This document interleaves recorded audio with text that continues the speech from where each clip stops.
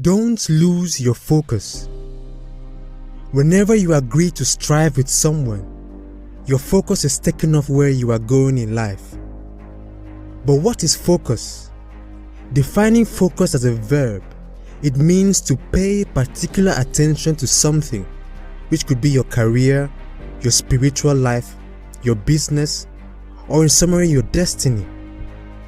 It has been established that focus is distracted where strife is established. Whenever you agree to strive with someone, your focus is taken away from where you are going in life. You know, where there is no focus, disaster is inevitable.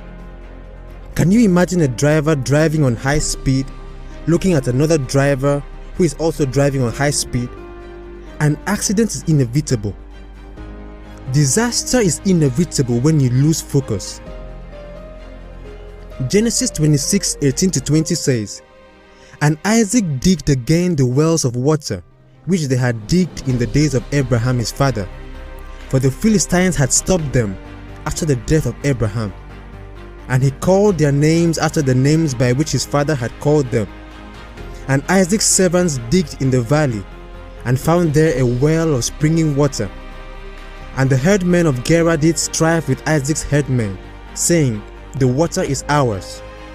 And he called the name of the well Esek, because they strove with him."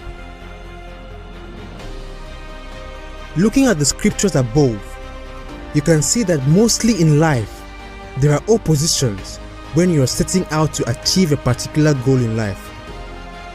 God has a specific calling and purpose for our lives, but we will not step into our destiny without opposition and resistance. Along the way, we will have voices of encouragement, counsel, and loving correction, but we'll also have voices of accusation and opposition. These voices can come in many forms, even through family, friends, and misguided or jealous leaders. You must be able to make a decision to build your life on the promises of God, not on the circumstances of life, by staying focused on what He says and following accordingly. Genesis 26:21-22 says, "And they digged another well, and strove for that also. And he called the name of it Sitnah. And he removed from thence, and digged another well, and for that they strove not. And he called the name of it Rehoboth. And he said, For now the Lord had made room for us, and we shall be fruitful in the land."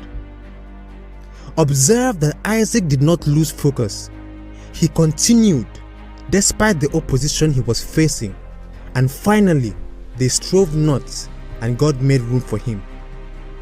Beloved, it is when you stay focused that God will make room for you. 1 Timothy 6:11-12 says, "But thou, O man of God, flee these things, and follow after righteousness, godliness, faith, love, patience, meekness. Fight the good fight of faith. Lay hold on eternal life, whereunto thou art also called, and hast professed a good profession before many witnesses." I want every step I take to be paved by God's grace, not by any sense of mundane importance or popularity that I might gain from it. I know that every promise of God must be tried before it can triumph. When enemies rise up against you, as long as you are in His will, rejoice greatly, because your promotion draws near. The greater the opposition, the greater the promotion.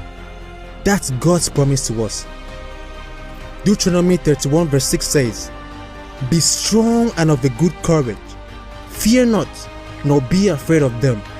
For the Lord thy God, He it is that doth go with thee. He will not fail thee, nor forsake thee."